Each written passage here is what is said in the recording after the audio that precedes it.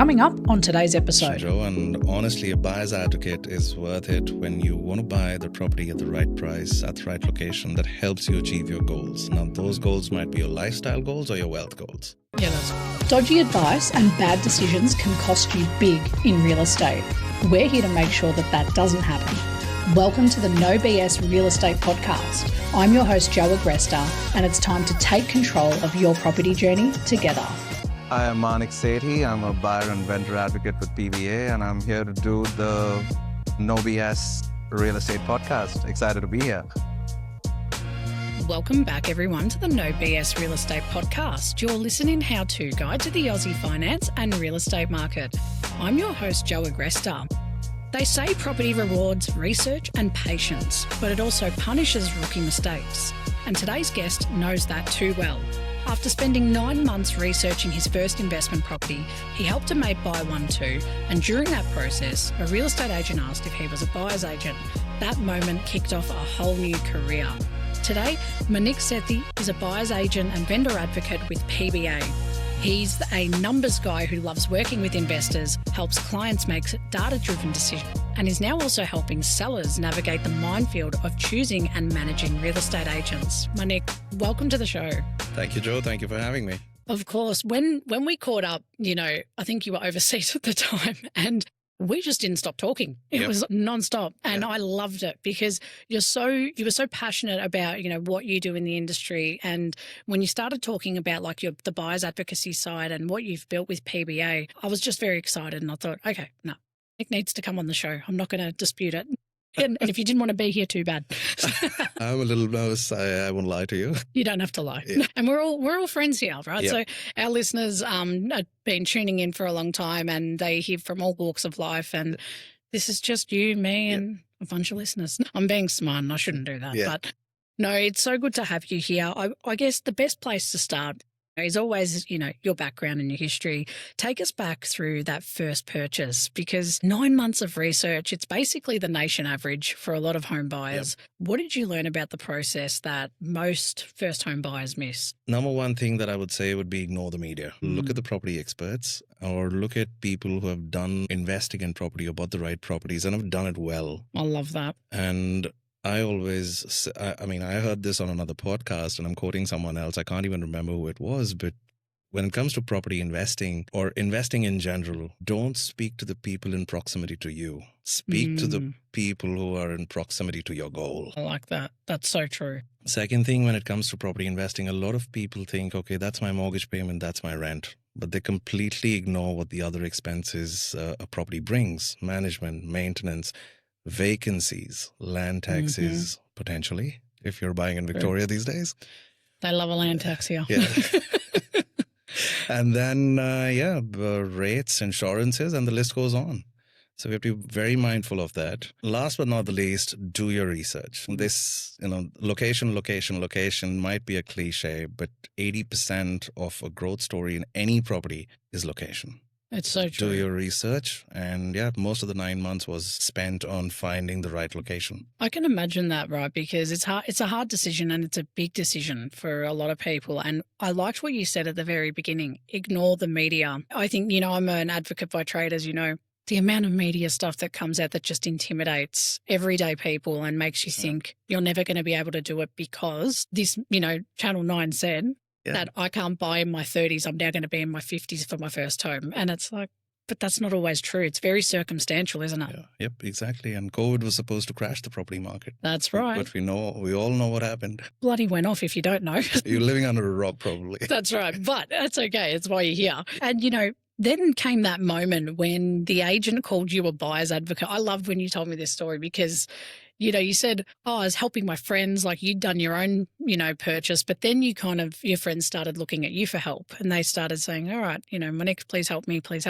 Yeah. And then you got called out by a real estate agent saying, you're a buyer's agent? He's probably too skeptical, like, no, this guy's not telling me something. Yeah.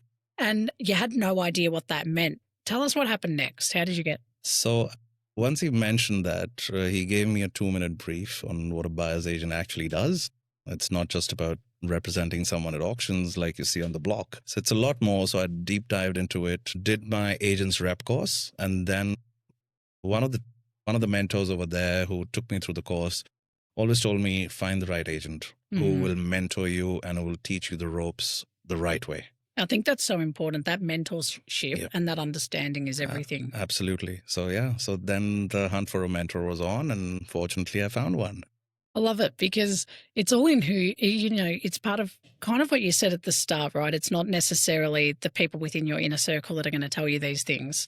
That same goes for property, I reckon, as well as like when you're trying to find a new career. It's you have to go far and wide to kind of get the research and get the information. Absolutely. And I think what makes you, unique in your approach is that you've been exactly where a lot of your clients have been before. That stage of, I want to do this. Now I have to research and start the journey. What do I do? Yes. So you must get a big kick out of helping people in a similar boat. Oh, yeah. I mean, I had one of my clients earlier this year. He was thanking me before we had even bought the property. Wow. That speaks volumes. Yeah. So, I mean, that was one feeling that, blew me away completely. Yeah.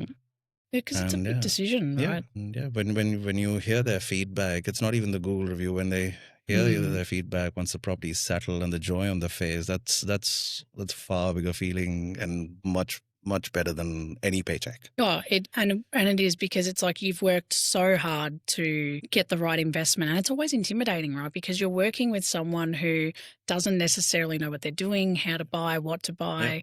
And then you're being like their guru on the journey, same that someone did for you when you started. Yep. I love it. Full circle. Absolutely. And, I guess you went on to do, like you mentioned, like the REIV qualification. So you got your your and then you even worked as a selling agent before you started PBA. Yes. I guess you've seen even the selling side as a real estate agent. I think that's such important context because I was very similar. I was started as a real estate agent, became an advocate. What did that chapter in seeing what you had to do as a real estate agent to sell properties teach you about negotiation and the industry from that side? So about negotiation, it's not always the highest price that wins the property. It's important to understand what the seller is actually after. It might be better settlement terms, might be a quicker settlement, might be a longer settlement. It might be a bigger deposit, might be something completely different. So it's important to find out what the seller is after. They are giving away their home, so they're very emotionally attached to it. And it's important to take care of that as well. That's true because a lot of the time the terms, if you offer me the best price but you want a 30-day settlement, but I need 90 days to find another property, then purchase, then do all of that, your offer doesn't look as attractive to me. Yeah, and I've won properties $20,000 less from the highest offer just because we had unconditional finance as a plus. Yeah. So it's important to find out what the owners or the sellers are after. And I think you being on the real estate transaction side, you would have been deal making in such a different kind of way. I mean, when I approach an agent, I always tell them, I know that the sellers are looking for the maximum price. That's a given. Yeah, that's true. So don't go there. Look at everything else. So you're like, here's the offer. Yeah. Don't look at the price. Look at everything else. If that's correct, then you can look at the price. No. I mean, the price comes afterwards. So have that discussion before putting in the offer. Try and find out what the seller actually wants. Yeah, makes sense. Ask them questions. There's always something. I think that's part of the benefit of working with someone like yourself, though, right? It's as a everyday buyer, we assume that we don't know what we don't know, and you don't know how to ask these certain questions and what are the right questions to get those answers. Because you can go there and go, why is the seller selling? Well, they want to upsize and build a family, and it's like, but when you've got an advocate, the conversations are completely different. I find they tend to be more honest. Like when you're talking to a real estate agent, because they know who you are, they're like, okay, this guy needs to sell. Depends on the agent as well. That's true. Looking back, what was the hardest part of learning it? Because you did it all by yourself. Like your whole journey was alone. So what was the hardest part for you, do you think? I think the first 2 weeks were the hardest because I had to cold call. It's the cold call. Yeah. I did not enjoy that very much. But once I learned how to do it, it wasn't so bad. And the second hardest part was my first listing. Because I had no experience. So I had to convince the sellers to sell their home, their prized possession with me, and I'll take care of them and the price. So, yeah. But after that, yes, there were a lot of unknowns, but I found it exciting and a learning opportunity. Of course. And I guess it makes complete sense, right? Like any profession, I can ask you the same question for buyer's advocacy. Like when you made that decision to become an advocate and you finally did your time as a real estate agent, what was the hardest part of that getting started for you back then? Buyer's advocacy? Yeah, with buyers. It was just about figuring out what the journey has to look like. I mean, I just can't walk up to someone or someone calling me and I'll help you buy a property. What does that journey actually look like? And when in my mind I had decided to become a buyer's agent, I actually used another buyer's agent to go through the process myself. I love that. That's a smart idea. And he is one of the biggest buyer's agents in the country. And I kind of figured out what the gaps are in that process because I knew how I was feeling and what was missing. So yes, I've tried to plug those gaps, and with every transaction, there's always some sort of addition to the process. So it's always evolving. It's true. I think what I like about what you said there is not the hardest, but like the challenge is you sometimes as buyers advocates, we go through our own experience buying property. That's a given. Not often have we gone to a buyer's advocate first, experienced the journey. It's not, I think that's a rarer kind of approach. So the fact that you went and modeled, saw what actually this buyer's agent does who's got a very big name. And then you're like, okay, this is where I didn't feel that supported or I needed more information. And now you've got your own process. You've got PBA that you've started up. And congratulations on that, because that's why I wanted you here today. I want to unpack, because your reputation's built on working with investors and helping them, avoid those rookie mistakes that we all make. And that brings us to our myth-busting segment, which is my favourite. And for those of you that are joining us for the first time on the podcast today, you guys, our listeners, actually send us in some Reddit stories and you want us to unpack them with our professionals on the show to get an opinion or to get some advice and guidance. So thank you to our listeners for tuning in. And today we're going to be playing the game with Manik. Are you ready to get started? Yep. Let's get into it. Let's do it. So this first one is from the Oz Property Chat, and it's a buyer that said, "Are buyer's agents worth it?" And it reads, "I'm keen on others' views on if a buyer's agent offers good value for an inexperienced investor looking to buy outside of their home area. I think so, but would be keen to hear what others. So this one comes up a lot, right? People love the idea of getting help, but then they're skeptical about paying for it. Now, Manik, when is a buyer's agent genuinely worthwhile in your opinion, and when are they not? Those are some two really good questions, Joe. That's a really good question, Joe. And honestly, a buyer's advocate is worth it when you want to buy the property at the right price, at the right location that helps you achieve your goals. Now, those goals might be your lifestyle goals or your wealth goals. Yeah, that's true. And if you're spending hundreds and thousands, if not millions, on a property, you're not making a purchase. You're making a financial decision that just doesn't affect you. It affects your family and potentially your kids as well. Yeah. So why would you not hire a professional to make sure that you get it right? Oh, it's so true. I think that's important. Yeah.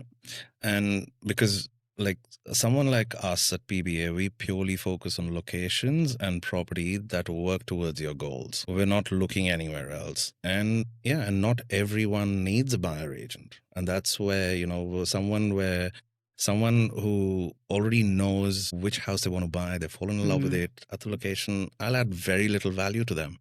Yeah, it's true, because they've already made those decisions. Yeah. Or someone who doesn't have their finances sorted, I won't be able to do much. They'll probably need a good banker or a broker. Yeah, that's true. Or maybe even a financial planner. Yeah, that's true. So, and I think you've put that pretty fairly, to be honest, because I don't think a lot of people, like we always say, in any business, right? It's like, no, everyone has a need for this business, but it's like, no, not always. It's so circumstantial. So you answered that really well, I think, and a perspective I didn't expect too. And this next one is interesting. So, because for those of you, who are tuning in, Manik actually does vendor advocacy too, and we're going to unpack that a little bit later in the show and talk about what that is. But I want to read one of these Reddit posts that you guys sent. So this reader says, "Hi all. We need to sell my deceased father's house and would appreciate your thoughts on what is the best way to go about it. Obviously, lower fees along with getting the best price for it. Are vendors advocates any good? They advertise as no fees, but surely there are some catches. I've met with one agent who's one of the highest rated in the area. He was quite decent, but we didn't talk about commission. He reckons he has a list of buyers in the area and would potentially sell the place without even a campaign. Would appreciate any tips and advice, please. I feel like this is a common question, and vendors advocacy has been something that's been around for a long time, but not widely known about. And I find it such a shame because there's no catch, right? And for families selling a parent's home or estate property, like it's a big decision. They obviously need support. When you read something like this, Manik, like what's your immediate advice and what does a vendor advocate actually do in a situation like this one? Is there a catch? Yeah, Joe, that's a very common situation. And the situation is quite emotional too, because potentially the siblings might have grown up in that house, have spent their childhood and teenage years in that house. So it's not just selling a house, it's selling their family home with a lot of memories attached to it. And when I see something like that, my first thought is get some independent advice. Yeah. Not just from a selling agent, because they are there to get the listing. Yes, every agent is out there to get the listing, but the agent has to be right for the property, for you, who can help you and support you and educate you along the way and be as, kind of a support structure through this emotional and financial journey. It's so true. Because it's a big transaction, whether you're buying or selling, right? And about the fee thing, now that's actually true. Genuine advocates, they don't cost you anything extra. Because whatever fee you pay to the agent, you pay the same fee, but it's a split between the agent and a vendor advocate. That's unreal. And a genuine advocate, they'll be truly independent. So they won't be getting any kickbacks. Think of them like a project manager. Yeah. Managing the agent, one professional managing another professional within the same industry, so that you make sure that the agent is actually working with you and not on you. I think one of the things that people don't probably question, like I've had this come up in previous discussions with buyers, and they say, or sellers, I should say, they go, yeah, but then why would they want to split their commission? That means they're going to charge more commission. And I'm like, it's because they didn't get a listing. Yes, with us, we interview the agents, and once we interview the agent, then we kind of stick with them. We know what kind of an agent they are, if they are suitable for that family and for that property or not. And yeah, the interview process is quite rigorous. Oh, if you've ever had to sit down with interviewing agents, it's a lot because everyone's, telling you their marketing packages, all the costings, and they have to do the same thing. You usually get 3 agents in as a rule of thumb, and it's a lot. Like I did this for my grandma, and I'm like, oh, I'm so over it. I just ignore the marketing packages.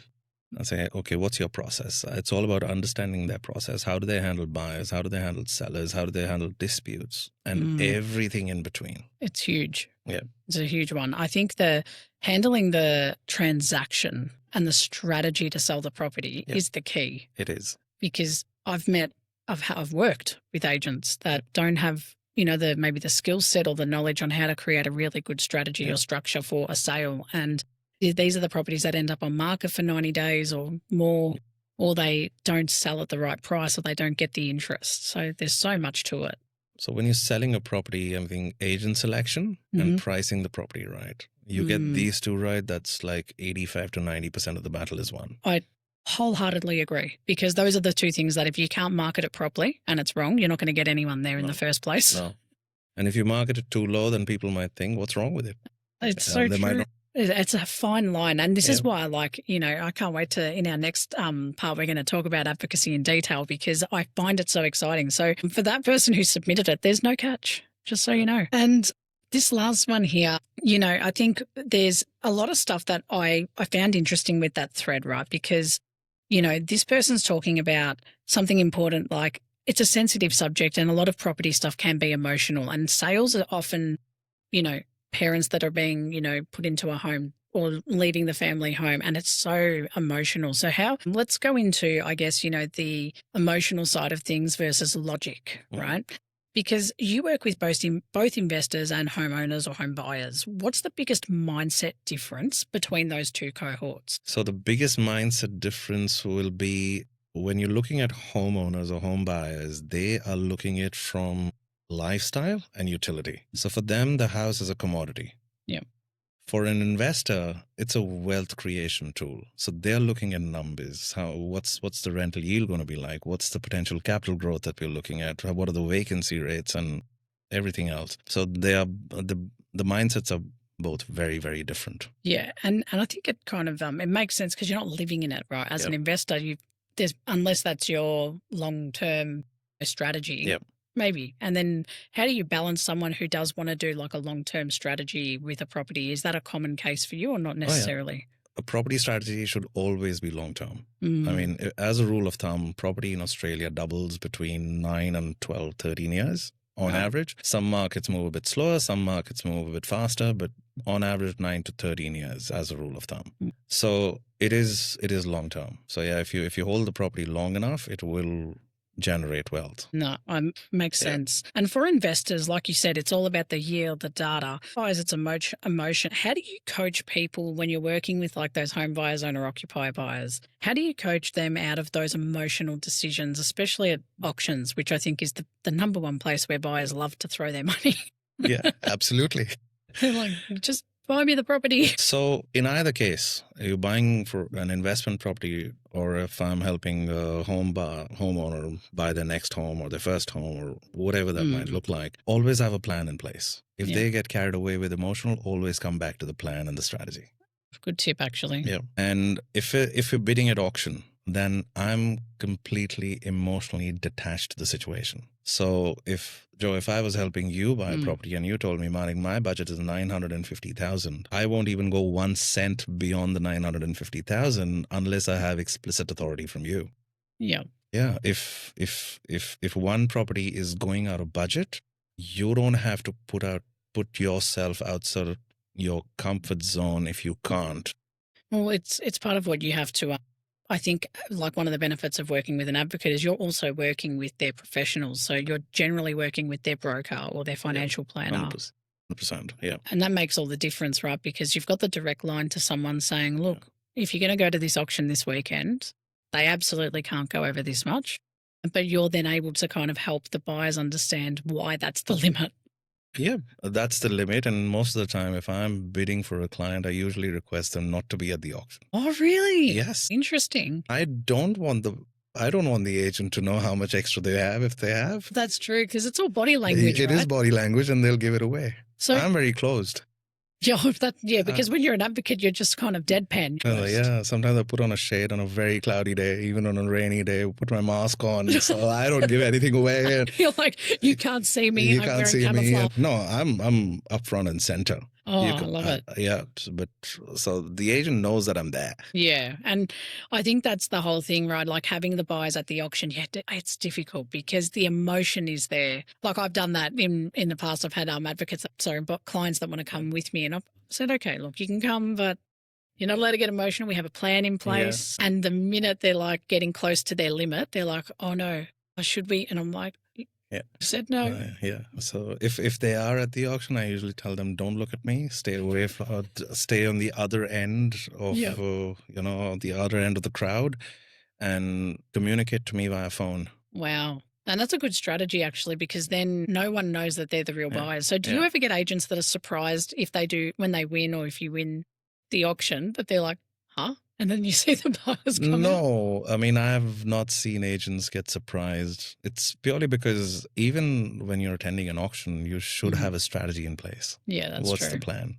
And they've probably already met you at opens and inspections. So they're aware that you're going to be coming in. Yes. Well, it's interesting. It's all part of the strategy. Yeah. And, I guess what's one mistake that you see a lot of owner-occupiers make that investors just never would? Overpay. Yeah. I've seen home buyers pay $50,000, $100,000 more than what the property is worth. So they overcapitalize, and an investor would probably never do that. No, because they're detached, right? It's a numbers game. Yeah, they're detached. And if that higher number doesn't fit into the strategy or the budget, then no. Wow. And do you ever think it's okay? Like I know home buyers, they're coming from that emotional standpoint, right, where they might see a property that really, really ticks the box. It's the dream home. They always fall in love. Yep. Do you ever find a situation where it is appropriate to, when I say overpay, I'm not talking about the 60,000 or 100,000, but do you ever think it's appropriate to overpay when it's that emotional kind of driven purchase? I usually advise, and it's completely has to be within the buyer's comfort zone.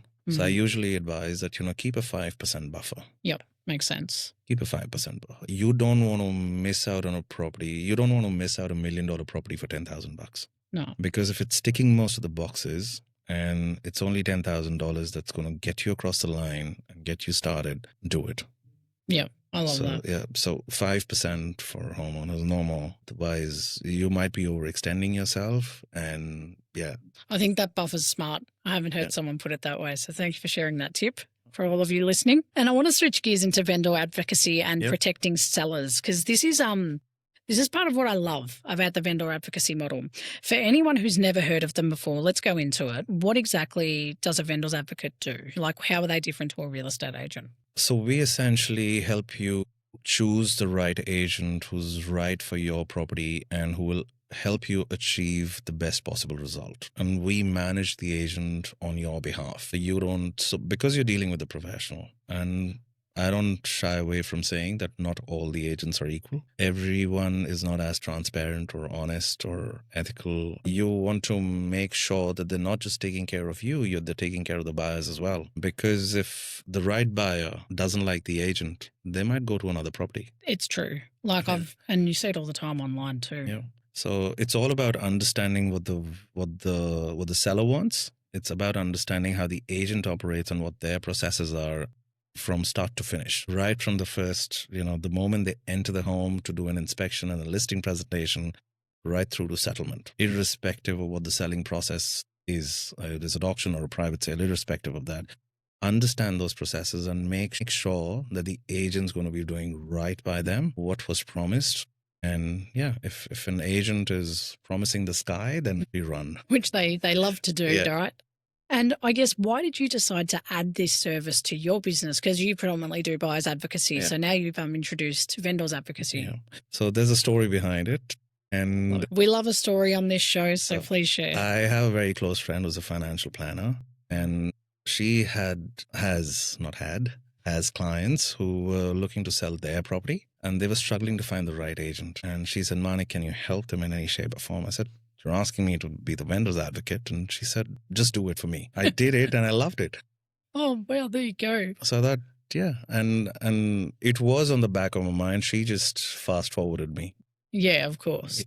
And what I think is important that you do, which is like we talked about earlier, is you're doing the agent selection process, which is the hardest part for a lot of sellers, because you don't know what's the norm, right? And do you sometimes work with agents that you know or prefer to work with or have a good reputation, in your opinion, that you might have come across in the market? Yes. I mean, if the agent is local to the area and I feel that he will make a really good fit for the family and the property, then yes. And I always give even my vendors an opportunity to tell me if they want to speak with more than one agent. Yes, I give my recommendation, but if they're feeling more comfortable with another agent who's also recommended by me, then we go with that agent. Yeah, that's that's in their control. It is in their control. It's not like, I'm going to point out that, we'll go with XYZ agent. Yeah. No. So if they just trust me and they say, Manik, we'll go with your choice, that's fine too. But if they want to speak to a few, I'm happy to introduce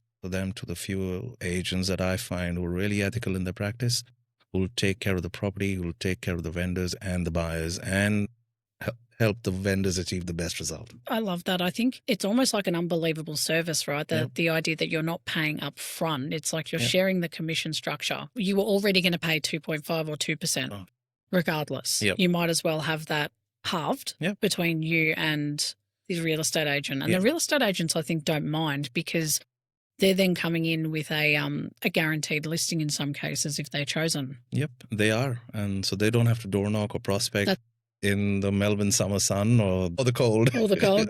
I've been there. Me too. Yeah, I was like, you and I can share war stories on a different podcast. And I guess, why do you think vendor advocacy is becoming more important now? It's because what I also see is that the sellers have realized that the agents are not truly working with them.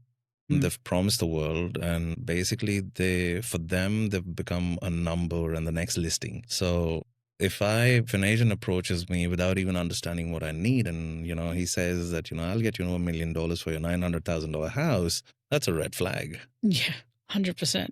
Yeah. And so the best way to find a true honest agent is just when he says that I don't decide the price, the market decides, but this is what I think the property is worth.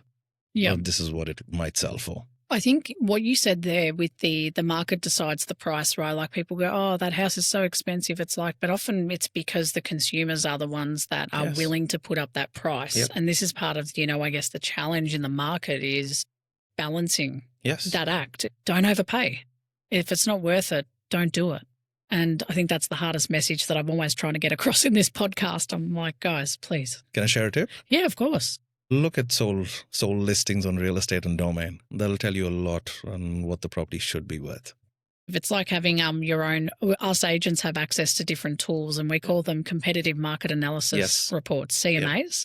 And it always compares like the 5 properties, top 5 sold, Yeah. top 5 on market to that Yeah. address. Do the same thing. But the general public doesn't have access to No. those tools like you and I do. So, but the next best thing is going onto the sold section of realestate.com. Look at what's sold similar in the last 3 months, and that should give you a pretty good idea of what's going to happen or, where the market's headed. I love it. That's a great tip. And we're going to put that at the bottom of the show notes just to remind you guys. Yeah. And we're coming to the end of our time. It goes so quick when I'm doing these conversations and I really enjoyed it because what I love about your story is that you're not just in property, but you've also, done so much to support buyers. You've experienced it yourself. I think it just gives such a refreshing take. So I appreciate it. I think one of the things for lessons for our investors or sellers, if someone's just starting on their property journey, what's one thing that you wish that you'd known at the beginning that you want them to know? Rent vesting is an excellent strategy. Explain a little bit about rent vesting for our listeners. So you live where you want to live, rent it out of there, but you invest in a growth location where you can afford. We all want to live in, so we have to live in the outer suburbs. So rent there and invest in a location which will grow that is within your budget. I think rent vesting, great strategy. And I love that tip because it's a bit intimidating. I think for those of you listening, but oh God, then I'm paying rent and mortgage. It's like, yeah, but if the property's growing and then you want to live in that area in 3 years, 4 years, 5 years, but you've got an investment property that's done that capital growth for you, why not? And if you do it right, the negative gearing won't be that bad. Depending on the structures, you might get some tax benefits out of it as well. Well, this is the benefit of working with someone like you, right? Because you're across these structures on how you actually structure that type of investment strategy. No, I leave that to the accountants and financial planners because that'll be financial advice and I can't give financial advice. I just know that, some structures can lead to tax benefits, but I leave that to the accountants and the planners and tax advisors. But you just work with them. I just work with them. And I guess what would be your no BS advice for people who want to invest in property but are scared of making a mistake? Don't be so afraid of making a mistake that you don't take action. I like it. The best time to buy a property was yesterday. The next one is today. Well, I like it. I can't even come back to that. That's fantastic. And I guess what is one property myth that needs to die? That you don't buy the first property you look at. If it's ticking most of the boxes, go for it because the next one might not tick most for all the boxes. I think that's actually fair because it's like when you go try on clothes at a shop, right? Everyone's like, don't buy the first dress. Like when you're wedding dress shopping or when you're doing anything important like that, don't buy the first dress. But if it's the one that speaks to you. I mean, my wife bought the first dress that she saw for my brother's reception party. I feel that. Yeah. So very first dress. Good on her. That's confidence. And I think that's like that perceived confidence, right? That as a buyer, it's not the same thing as buying a dress, but it's that confidence and that, understanding of your goals that if it's truly ticking the boxes, don't stop yourself. Don't stop yourself. I mean, and don't be afraid of the risks again because there's risk even walking down the street. So if you take calculated risks, you'll be fine. And I think it's about measuring, like you said, and working with someone like, Manik is going to give you that, that understanding of what those risks are. Like the benefit of working with someone like you is you're working with their team too. Like that's your broker, your buyer's agents, like your vendor's agents, who conveyancers. You've got someone who's coordinating the biggest transaction to make sure you succeed, right? Yep, absolutely. I love it. Thank you. We've come to the end of our time already. I can't believe it. I'm looking at the thing going, geez, that went quick. Manik, thank you so much for coming on the show today. It was so great to share, have your insights and learn more about not only what you do, but also the educational side of what our listeners can really take away from this episode. Thank you, Joe. Thanks for having me. Of course. Now, to sum up for you guys, we've learned that property success isn't about luck. It's about doing the work, understanding the numbers, and building the right team around you.